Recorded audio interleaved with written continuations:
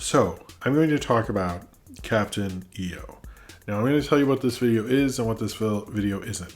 This is not a history of Captain EO. Defunctland did that. The Secret Galaxy people did that. I'm sure a bunch of other people who are like going to comment, this person did it too, Jim. And I'll be like, okay. This is just a review of what I could find of Captain EO. I never went on the ride 3D, 4D theater thing. I never did that. I'm just reviewing the video of Captain EO. To be 100% clear, that is what this is. So, Captain EO was a major, huge project, though, written and sort of produced by George Lucas and directed by Francis Ford Coppola, starring Michael Jackson. You're probably wondering, and what I had wondered for a long time, maybe John Landis turned it down. Supposedly there was a meeting with Lucas, and they were like, what about John Landis? And he apparently wouldn't acknowledge it. So, however, I've noticed no history brings this up. This is my one history part. Everybody think about why would they not want John Landis to direct something in the mid 80s? It's yes, because of the Twilight Zone, the movie thing. That's why why would George Lucas not acknowledge him? Because of that. I don't understand. I read so many histories of that, and no one's maybe because of the Twilight Zone movie thing, and this was 1985 most likely when they're making this thing. Anyway, it's 100% the reason why he was not, but whatever. So Coppola directed this. Their Captain EO, who is Michael Jackson, is in a spaceship with all these cool creatures, including a creature called Hooter, and all these other ones, including the one whose name I'm now forgetting, who is in Skeleton Crew for a second or something. I didn't watch the second Skeleton Crew before this, but I'm assuming it was just a second. But going to this weird planet with this evil lady, and Michael Jackson does 2 songs, one of which is We're Here to Change the World, which is the main focus of it. Then another is Another Part of Me. He does a cool and crazy dance number. Supposedly Disney didn't like all the crotch thrust stuff. I'm like, did you not? He's Michael Jackson. I don't understand. Anyway, he does his songs. The crazy lady becomes Angelica Houston, or maybe she was Angelica Houston the whole time.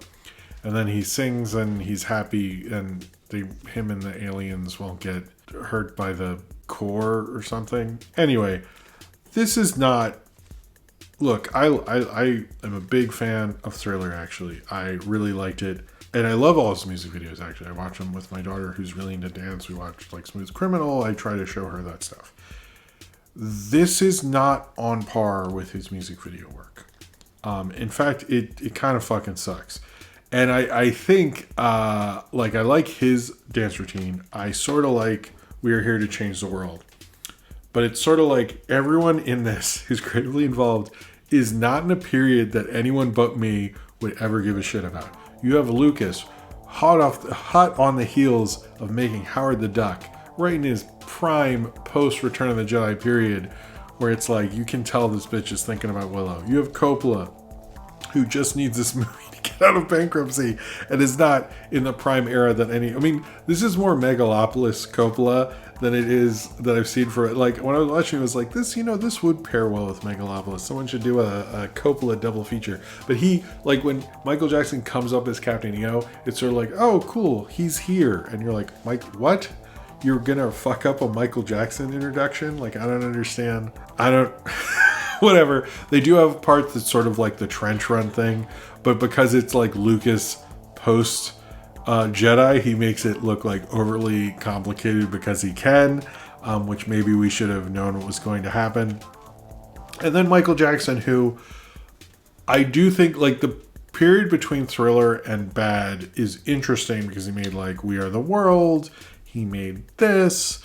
He made that Coke commercial that didn't work out. He made a Jackson's album, Victory. But I mentioned in a previous stream, my thing with the Jackson's album is if you ever were what does Quincy Jones do for Michael Jackson, I recommend, and I'm serious about this actually, if you're ever what did Quincy Jones do for Michael Jackson, listen to that album, because it's 80s Michael Jackson that Quincy Jones was not involved in. And he's still he's a very talented singer. He's a very talented dancer. But Quincy Jones made those fucking records that made him a superstar. And you can tell the difference. And the difference between him being Billy Ocean, and Michael Jackson is fucking Quincy Jones. I'm sorry, but that song he did with Mick Jagger on the Jackson's album, which if anyone in the chat even knows what I'm talking about, is Quincy Jones. And so Quincy Jones did not produce these songs in this short. Before you say another part of me, and you can tell the difference between Michael Jackson producing a Michael Jackson record and a Quincy Jones one. We Are Here to Change the World. I don't know if there is a Quincy Jones one, but they're both extremely bass heavy. Now, I like bass actually, but hearing Another Part of Me with the bass heavy stuff without all the other instruments kind of shows me, it's like Quincy would always talk about, when he talks about Michael Jackson, how Michael Jackson always wanted the grooves so he could dance to it, which is fine. He's like a big James Brown fan, all that stuff, but like the production is not there, and it's wild to me that they wouldn't do Quincy Jones. Now, maybe one of the reasons was, and one thing I did find in one of the histories of this, is that they wanted Spielberg to do this. And Michael Jackson said apparently he either wants Lucas or Spielberg to do this Disney thing. And Spielberg was dizzy with The Color Purple, which Quincy Jones was also involved in. So I'm curious if maybe that's why Quincy was not really involved on this. I do like bass and stuff, but it's like this is another example of, if you ever were like, did Quincy Jones really do that much? Like, wasn't Michael Jackson extremely talented and stuff? Watch this movie, and the Another Part of Me in this is not the Another Part of Me in Bad, and the one in Bad I think is superior. And I think he's still really talented. He's a great song. He's an amazing pop songwriter. The dance routines in this movie or short or whatever it is are amazingly wonderful. I'm not taking that away from this, but without Quincy Jones, it is extremely noticeable in my mind. I will say that. Do I like this to a certain degree? I had never seen it before, and I found it interesting. A lot of people mention that this aired on MTV in '96. I find that odd because the year before, when History came out, the Michael Jackson double album, they did a ton of Michael Jackson stuff. In fact, that's how I got into Thriller, was through that actually. And so I thought Captain EO played 95, but I'm sure somebody has proof that they aired it once in 96, a year that he was not putting out music or promoting anything, which doesn't seem to make a lot of sense to me, but maybe I don't know. It's also the year it sort of closed for a bit, so maybe it was like Disney left the rights and they just took it. Whatever. I think Captain EO is fun. I'm sure it's more fun with the 3D and the 4D stuff and all that stuff, but to me it is a roller coaster ride kind of thing. It has no real substance behind it. It didn't feel like the George Lucas you get from Star Wars. It felt like someone trying to imitate Star Wars but very well. It's a little weird. It's funny to hear about and how expensive it was, and see like Coppola try to do a George Lucas thing is weird, and you can tell it is not his thing. Very much so. He does not have the versatility of like Spike Lee does music videos. He actually did, when we were talking about Debbie Mathers today, he did a video sort of about her, and you wouldn't know it. Coppola is not. He is versatile, but he's not like he can't just direct a random commercial the way Scorsese, or like Scorsese did Bad, and Bad is an amazing video and very well shot and very well choreographed and all those stuff. And it's interesting when Coppola did it, felt like all the Michael Jackson shots were things that Landis had done, or the other directors, I forget, Bob Gruen or something. Anyway, it just they did it went it to me, it's like not focused, and it's too much about being this experience and not enough being about a story, because there isn't a story there. It's not trying to tell a story. It's just keeping you entertained in a fucking theme park, and that's all this is, and that's fine. But I think if I look at it in comparison to Michael Jackson's other video work, which he considered, by the way, short films, which this is, I think it can, if I put it up against those, which I actually think Michael Jackson would agree with me critically doing that, since the way he talks about those things, I think it is very poor in comparison to those. I wish it was better.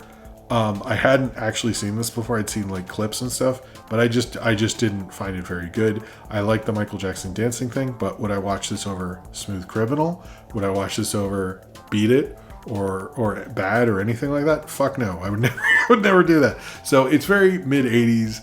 It's very, someone mentioned Solid Gold Dancers. I believe that. I'm glad I did get to review this. I'm glad I get to see this. Thank you for the suggestion, Cornbread. But I just don't, I think other than the fandom of it and the idea that it happened, there's not much there, not much legacy beyond the 3D and the event of it. The actual filmmaking isn't really anything to cry home about, but if you're a Coppola completionist, or if you want something to watch before Megalopolis, it's definitely a good pick for that. But I don't think it's ever going to, I don't think it's anything more than sort of like checking off a box that you've seen it. I don't think it has much of a lasting legacy, unfortunately, but it was something I did watch.